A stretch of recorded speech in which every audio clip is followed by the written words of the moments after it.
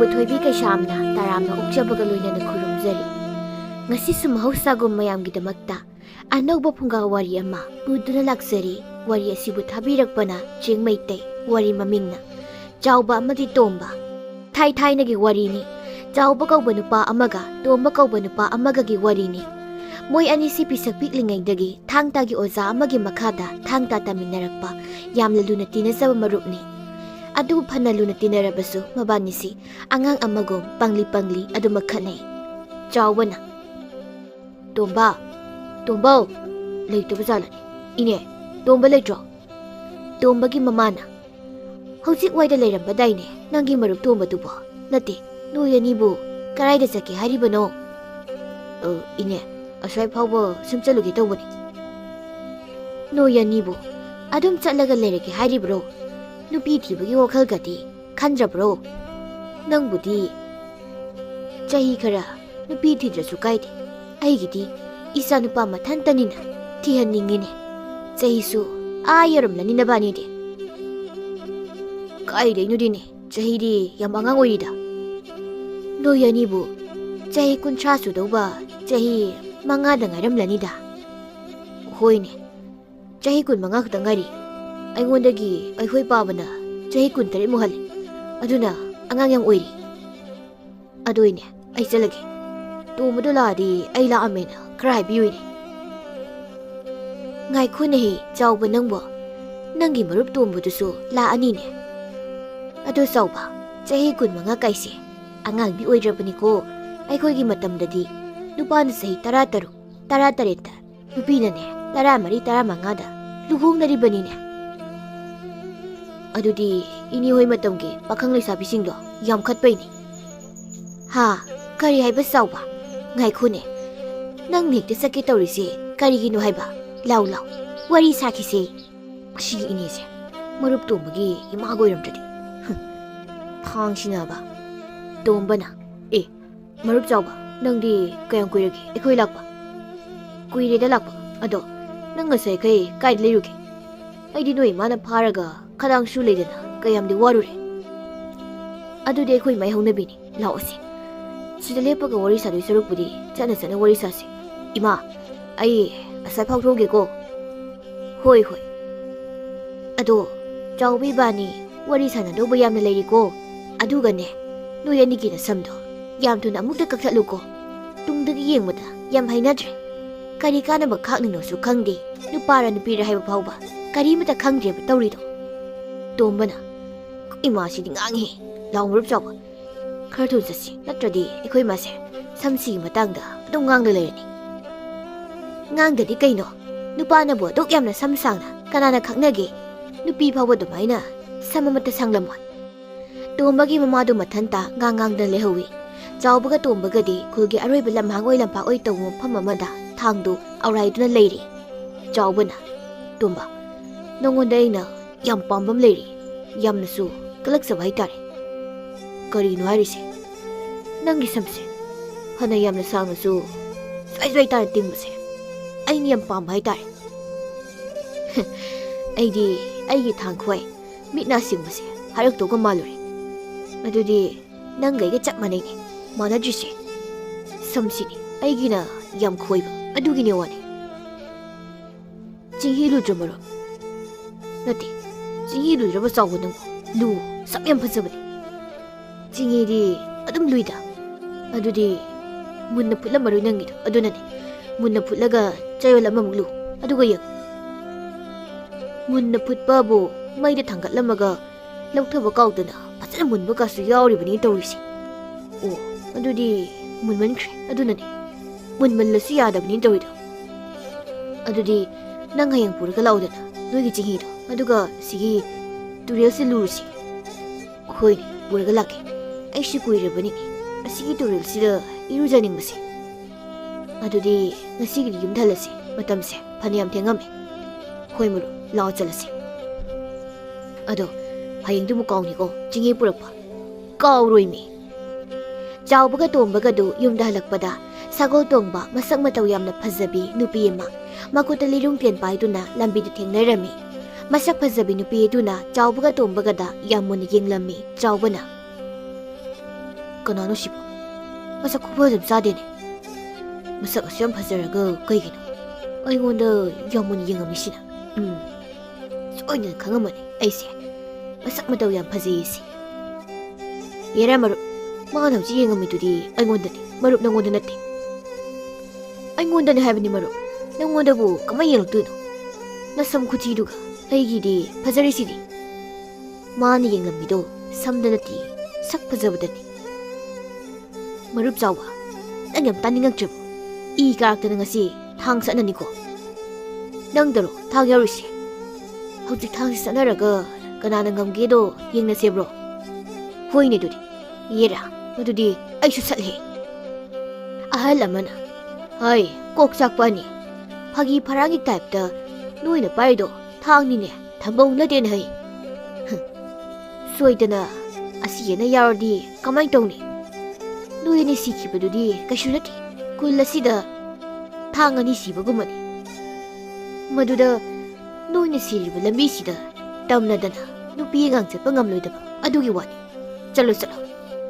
Thangdo yanagesu alam hak. Sanna phawa sangu yadaba mafam amada chalagani yanaruso. Sakta singsiga masamuna phariba. Yumda lawingol sudana mama mapagi mating pangiri khalamoi. Thangse amamam paisilaga ningthaugi masa masu ka sasari. Kuiraroi. Natu yaktibadagi minay oidoba. Tombana asidi marup nangonda haiba mai. Aingonda yengakteba. Nate nangonda chepaga yengami. Yare tosi. Ibanise pisak piklingaidagi luna tinaraktaga kaisu nataba nupi amagidama kainagadrani. Khoi marup nupibu yomkhai lerikansida ada hayeng chingi porakpado kaunadabi. Kauroi marup chawba nangba. Asumna saubaga tombaga du numittumagi kainarami nonganbaga ngarangi matamda chawba tombagi mayumda haubalaklammi. Marup tombagi imado leramdradi phanida. Mabu hek thengnaraba khadang nomdana wari sudana adum leidoini. Leitabadi male phareda. Tomba tombo hau ai tholage. Khara thum tholo thengi. Hoi hoi. Koino chingi di kadaino. Hoini kaubu kaw leramu ai lakthogi. Nang soidana kaurani khangbagini aina laisi. Chalo khara thoro. Noi mamuk thengnaradi khadang musu gairani. Kari haiba sawba. I khangi inisi tungdaga lerami. Noyani karaida chatoino. Aswai phau sumthogini. Aswai phau bathoklaga dum lerege haibro noyani bo. Yum kai pansindana. Yumgi law ingo senadana. Mama mapagi seba tawdana. Karam kandagi lerege haibano. Adunadi oiroini sawba. Nasamnena. Iroi mamaina semba hek maradana. Yeningdabana loirini imadi. Tomba. Tomba. Nang leorge haibro. Shh. Tawlehe. Ibunga. Nangi marup chawbase. Yum phauba thinbiramlaga. Amuk thun halo. Noyani se. Pulli kai mi oiraroi. Nasungna manaba kaina. Matu masa lengadana. Thabeng khanga kanariba. Aduga noyanina thangdumaga nasamdumaga ningthau sadana. Thun halo ko. Nongmadi noy anise. Nupi oirwai ningdana. Phataba misina pharagaba. Adudata gyan takadabani noi. Chawbana. Noi masibu. Noi pabana. Kaida thengnada lauroino. Nupi mtaga leitaba. Noi babana. Noi masi laureisibo. Noi mado. Akoi babana thengnadana laujai ganjabajani. Maduda noi pabana ne hantokraba. Adudagi aikoi masi oina laubani hai. Marup nang yengono usichira. Aigi magi maramda nangna huji haido karino ha. Nangna aigi magi maramda huji haidudi aingono usichira ha. Usilira duna. Yare soida lepse. Nongmadi ibani soidana thangi lana madi lerabani. Aduna sem saraga dum leyo. Nangsu chawbana. Ibani se khatnaringaida turel yaukibaga kangawdeko. Hoi marup chawba. Chingi du kadaino ai hana luba horage. Si sam kayam nungai yengo. Tombaga sawbaga du turel aduda kumthaduna chingi samba langlingai. Ngarangi masak mataw yamna phazabi leisabidu lirung tiana mapaiduna amuk laklammi. Marup chawba. Ngarangi masak phazabi nubito amuk lai. Kadai. Hoine kaigino mana ibanida asakmuna yengisibo. ꯈꯪꯗꯦ 이바니기 만ungda ama pamudi mal aisu summan silebo ado maro karigum nu pisine pamisi ai oiramladi aidi taliko ai hojik nu sinaba thambaga pamchi aduna nangoina koijo asing boiru murup tomba nang munadi khaluko ado mana pamisi nang budi mande da ai oiramdo mal nangi su oi oi ai oiduni magi mi yengse yadeba hojik phawba swai da chalaga leisi pare dudi mangon dik tanglasi kanada yino do hoini yaine mado nang hango nang di kiram ni ne nupi na pamli pang na pangji pang da bai wana te da aidi nupi koi bai wakal se leitri ba adugi nang koi jong na haibani da yalraga na ayangise yare ai dum hangjarge o masak mataw phasabi leisabi nangna tumin yengi dubo aingondaro natraga aigi marup sidaro asengbodo ong tairo e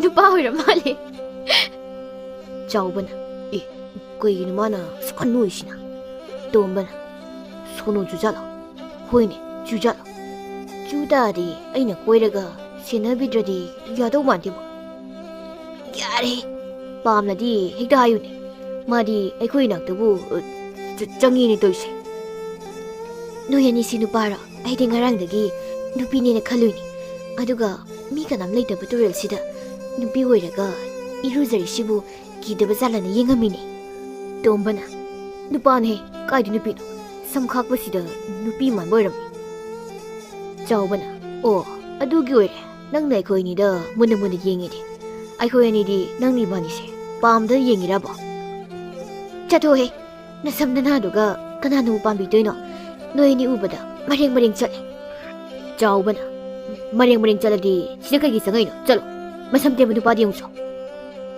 tuel si noigira nabani ibung sing kaurga phualura tombana e machine bisidi asenki makok sai ne masak mataw phasaba sida nungsigi ga tawraga sum tansilebo kaino murup tomba nangbu ai koino haidai ne duga nungsigi do ibu kaino thamoi da pharakpabu marup kanana thingba ngamdoino da thamoi palise marup khakdaro aingondasu phawribane haise korabo chawbaga tombaga du leisabidu munaduna khanabadu uraga leisabidu inganga kri tanjadu leisabidu gi mabung taradu sagol tongduna lai as moini se chotna sibu tare ai chalhorake tombana ngai khomru ibani ne khanari ngai da masak phajabi leisabi se chakri ngai kho masak phajabi leisabi ibani gi manungda nang pamun padu hairam natradi ibani dum khanadu leirani narai baktu da tensi kapsi lo no yani tombana lai baktu natrasu thamoi doina kapiram punsi supa yungalaga thamge yam nokningi moini se aigi wakhalsina ahong baladi nabani gi manungda makhalaga na thamoi duda aigi leirung tense kaplaki chawbana as mai wai si phodi thamoi se tinglawi thamoi do thang sin thiladi nangbu ai ojaro nairam daine talle da marup tom nangse asuk luna tinaraklaga hojik phawba na thawai mai sing hayang dei ibani tinarose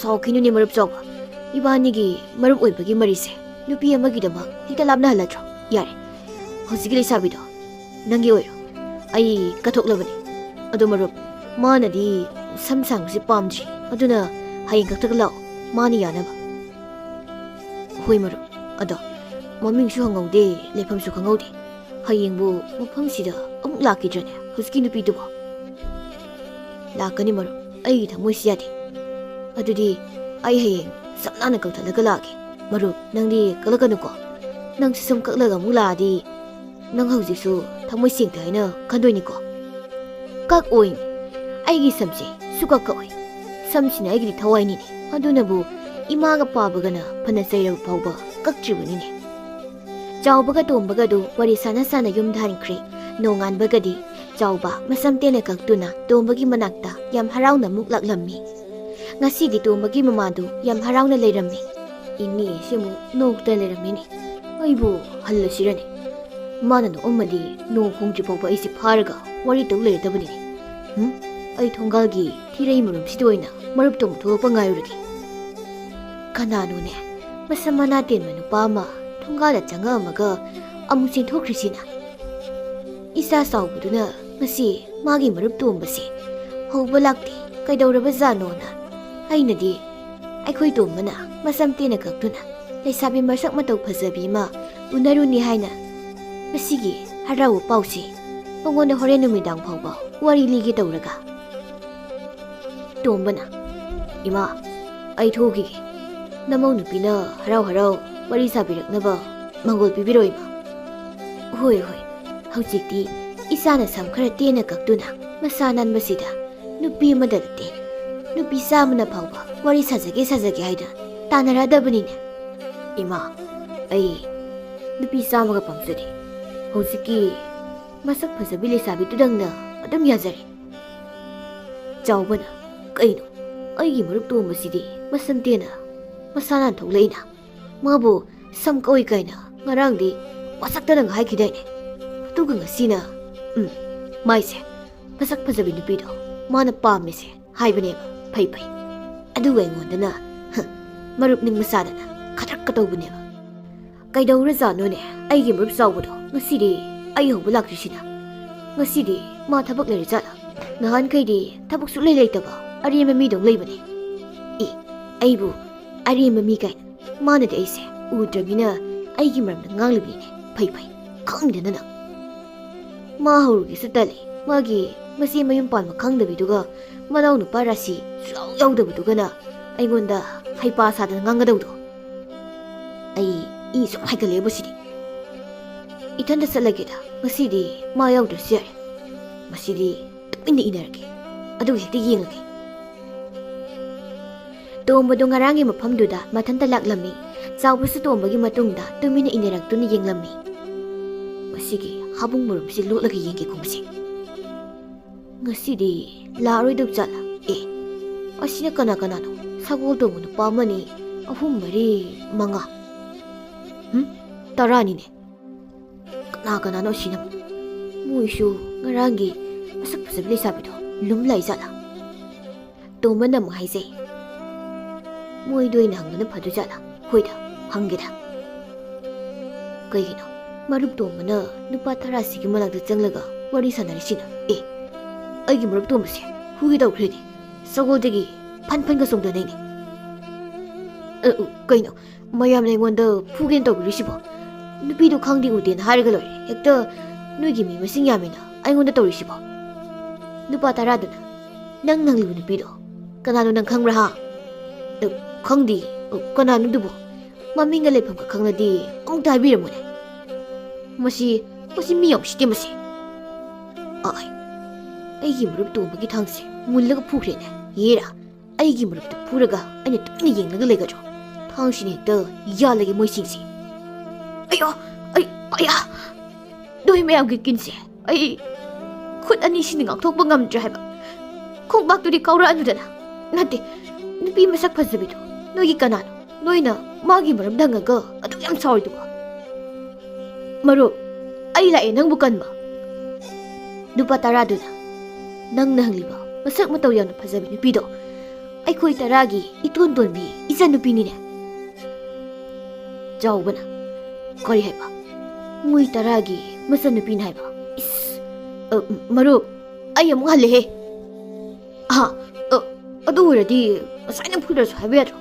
ꯀꯔꯤꯒꯤꯅꯣ ꯑꯗꯨꯒꯤ ꯅꯨꯄꯤꯗꯨꯅ ꯃꯕꯨꯡ 10 ꯁꯨꯕꯒꯤ ꯃꯆꯟꯅꯨꯄꯤ ꯑꯣꯏꯅ ꯄꯣꯛꯂꯝꯃꯤꯁꯦ?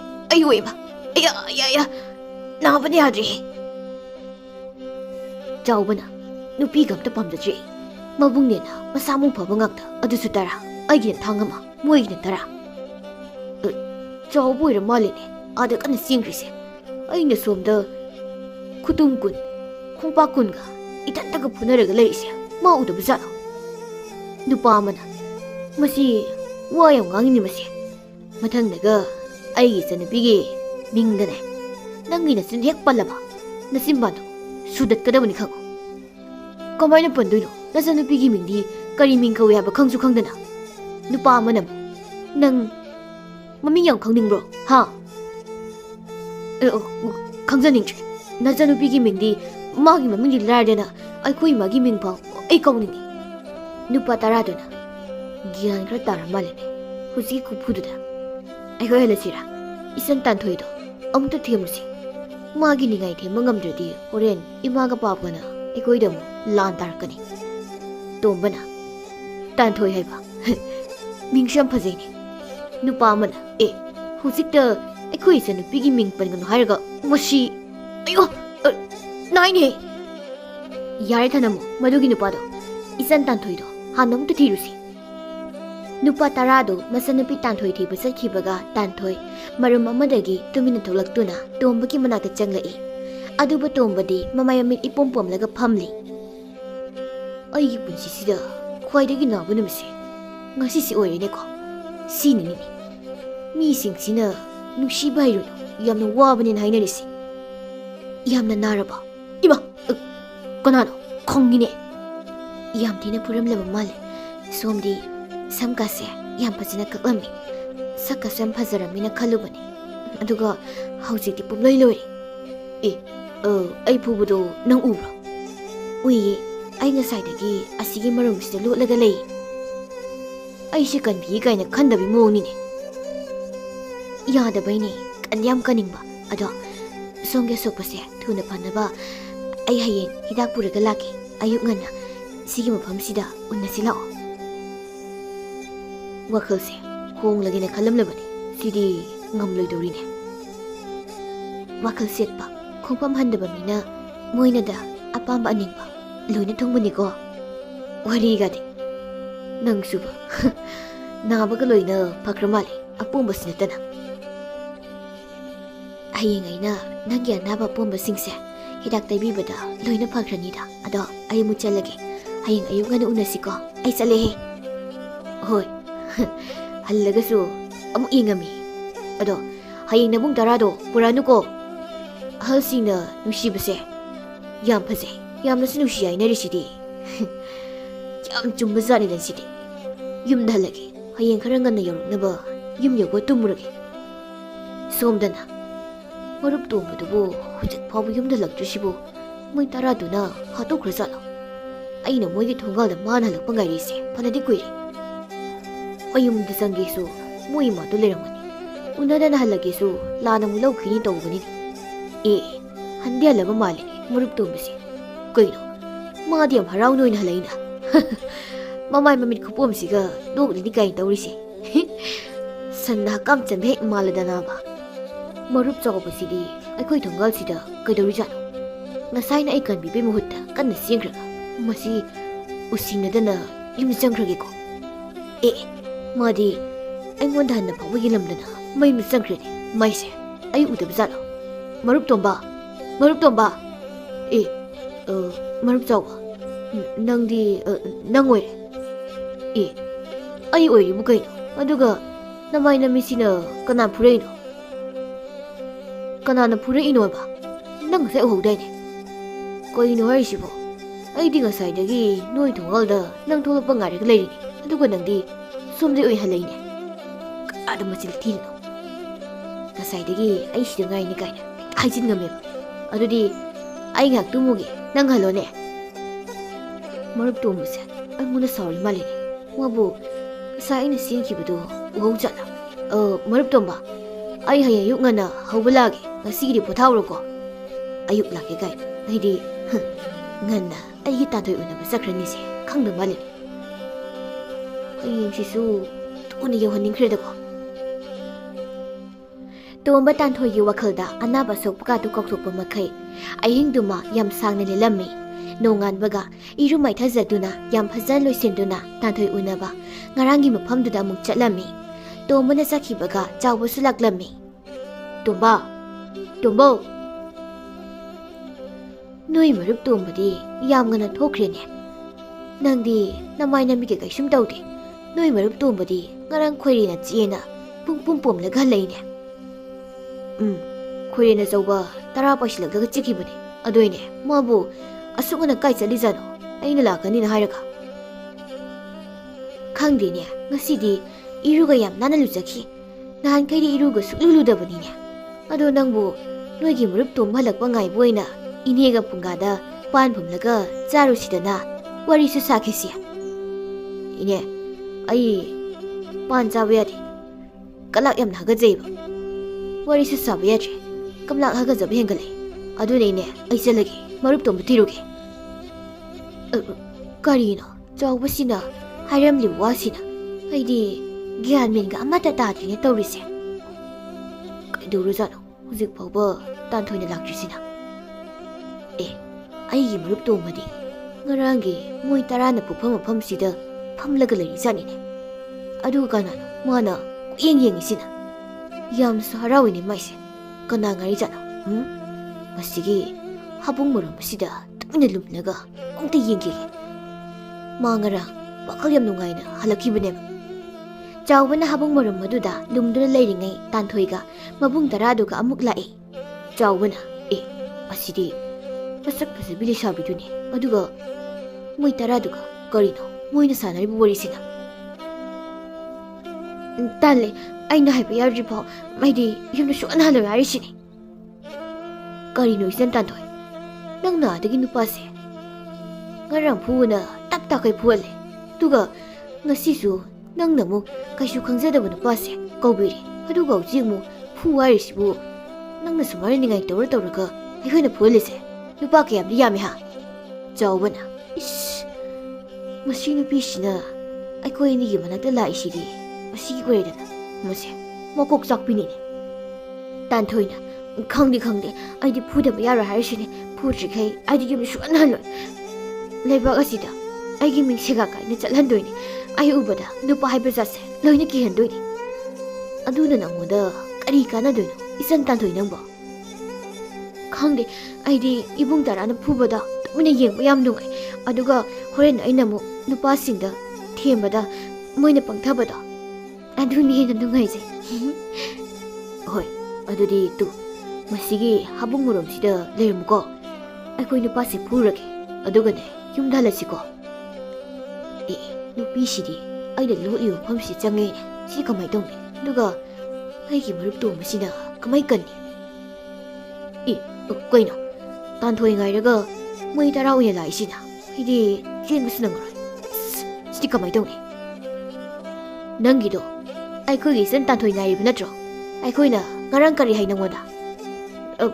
Ngai di I gi San Agangido, Garayum the character in Garamani. Korihepa. Nangi Sanbu, Sidaka Nigara Mugana, hybrid hay. Nati, Heidi, Tibalak Hibani. Mabunga Mana, King them, Sasat Purisi. Kain Hoisibo, Sasat Purasibo, doing a say, Kadio in Uragi. Somdana. I give look to Maga, I got laptop Nansu, Nang Simba. Some Silena Katanba, to go so, I give look to Mabu, Tina Supuanba, how they saw a Mupuanba. Aduna, Nangi, Nakona Kusipunsilaga, Paraga, I give look to Magi, to be when Batari than Adudina. I will pop vegan.